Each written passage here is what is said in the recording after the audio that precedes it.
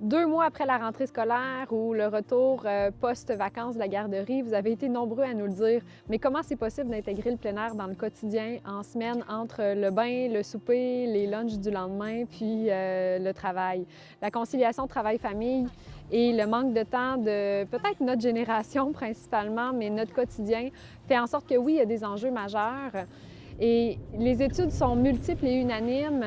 Le plein air a de nombreux bienfaits pour ceux qui le pratiquent. Malheureusement, aujourd'hui, je ne peux pas vous donner de recette miracle, même si j'aimerais ça. En fait, la solution réside dans prendre le temps. Prendre le temps, c'est pas toujours évident parce qu'on a des horaires de travail chargés, mais il faut réussir à le créer, son temps, à se créer cette ouverture-là finalement en semaine.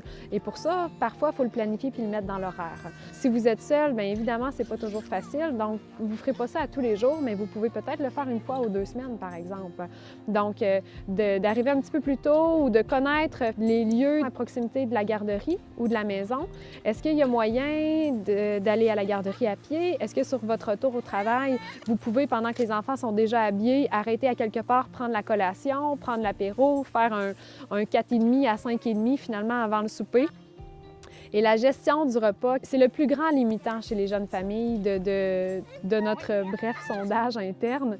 Mais la planification des repas de la semaine, les lunchs du lendemain s'il y a besoin, la préparation du souper, ça, il faut le préparer à l'avance pour être capable d'optimiser son temps dehors. Donc, peut-être utiliser une mijoteuse, cuisiner les repas de la veille, s'emmener un pique-nique quand la température le permet. Donc, la gestion du repas devient importante pour simplifier finalement toute la logistique de votre sortie.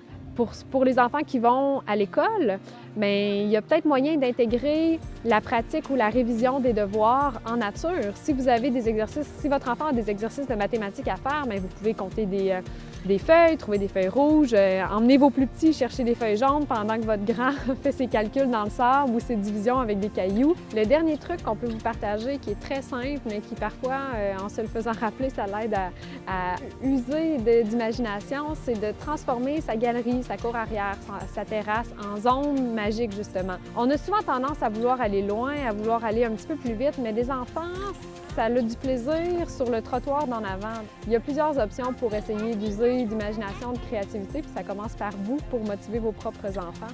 Donc, je vous souhaite de belles aventures. J'espère que ça vous aura inspiré, puis on continue à en développer pour vous.